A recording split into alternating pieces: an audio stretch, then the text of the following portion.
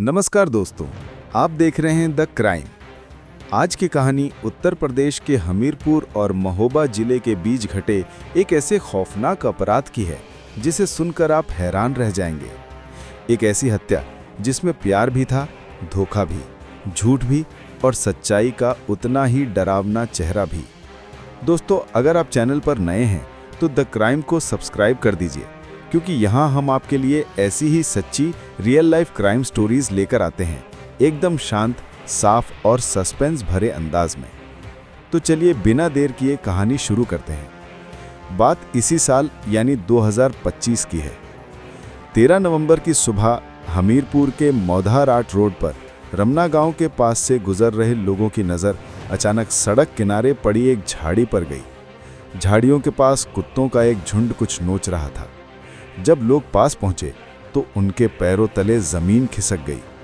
वहां एक महिला की लाश पड़ी थी, आधे कपड़े उतरे हुए, शरीर बुरी तरह क्षत विक्षत और करीब 20 मीटर तक खून फैला हुआ था। सूचना मिलते ही पुलिस पहुंची और मामला संभालते ही समझ गई कि ये कोई साधारण मौत नहीं थी, ये साफ साफ हत्या थी। पुलिस ने तुरंत इस केस के खुलासे के लिए 3 टीमें लगा दी। पोस्टमार्टम और आसपास के इलाके से पूछताछ के बाद महिला की पहचान हो गई। मृतक महिला का नाम किरण सिंह था, जो जिला महोबा की रहने वाली थी। किरण रील बनाने की शौकीन थी, सोशल मीडिया पर सक्रिय थी, लेकिन असल जिंदगी में उसका संसार बिल्कुल उलझा हुआ था।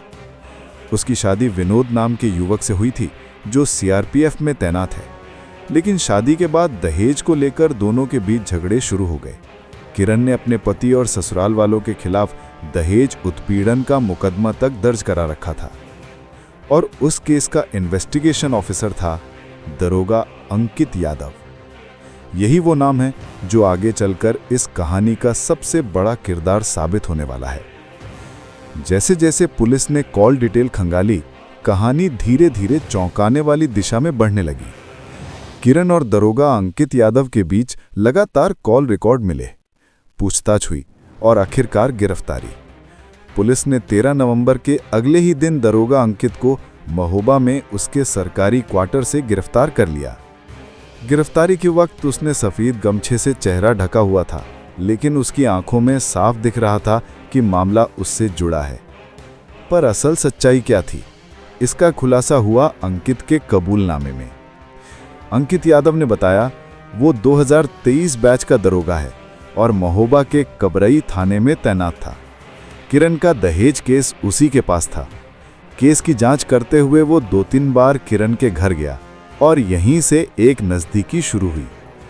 अंकित का कहना था कि किरण उसे बेवजह कॉल करती थी, दिन में 10-10 बार। वो कहता है कि उसने नंबर ब्लैकलिस्ट किया तो वो नया नंबर लगाकर कॉल करने लगी और फिर धमकी कि अगर बात नहीं करोगे तो झूठे मुकदमे में फंसा दूंगी। ये सिर्फ अंकित की कहानी है, सच क्या था ये शायद दोनों ही जानते थे। लेकिन आगे जो हुआ वो किसी भी रिश्ते, किसी भी इंसानियत की हदें पार कर गया। अंकित के मुताबिक 11 नवंबर को किरण ने फिर कॉल की और कहा कि तुम्हारी कार से घूमने चलूंगी। अंकित ने सोचा कि इस बार मिलकर समझा दूंगा। 12 नवंबर की रात दोनों कार में निकले। रात बढ़ती गई और बातों में बहस शुरू हो गई। किरण फिर उसे धमकी देने लगी। अंकित कहता है वो फ्रस्ट्रेट हो गया था। रात के समय सुनसान रास्ते पर जब किरण पानी पीने के लिए कार से उतरी, अंकित ने गाड़ी में रखी लोहे की रॉड उठाई और किरण के सर पर जोर से वार किया। किरण वहीं गिर पड़ी, खून बहता रहा और मौके पर ही उसकी मौत हो गई। यहां तक अंकित ने माना, लेकिन आगे जो उसने किया वो और ज्यादा अमानवीय था। उसने किरण के कपड़े उतारे, लाश को कार के डिग्गी में ठूस दिया और हमीरपुर की ओर जाकर सड़क किनारे झाड़ियों में फेंक दिया। कहानी यहां खत्म नहीं होती।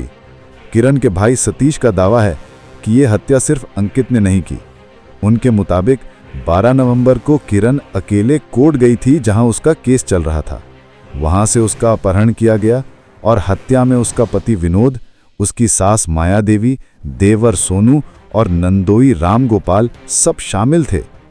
पर फिलहाल पुलिस अंकित यादव के खिलाफ पुख्ता सबूतों के आधार पर आगे बढ़ रही है।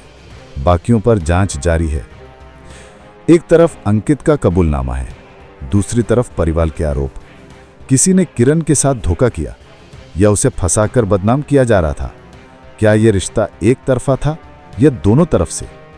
सवाल कई हैं, लेकिन फिलहाल पुलिस की जांच जिस दिशा में बढ़ रही है उसके मुताबिक किरण की जान गई एक अनुभवी अफसर के हाथों, एक ऐसे झगड़े में जिसे शायद बचाया जा सकता था अगर दोनों में से किसी ने भी उस रात खुद को एक बार रोक लिया होता। लेकिन कुछ अपराधों में एक पल का गुस्सा, एक झटके का फैसला पूरी जिंदगी का खेल खत्म कर देता है।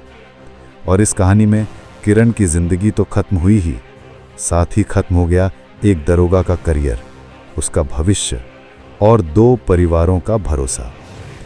दोस्तों, ये थी हमीरपुर महोबा के किरण सिंह मर्डर केस की पूरी कहानी।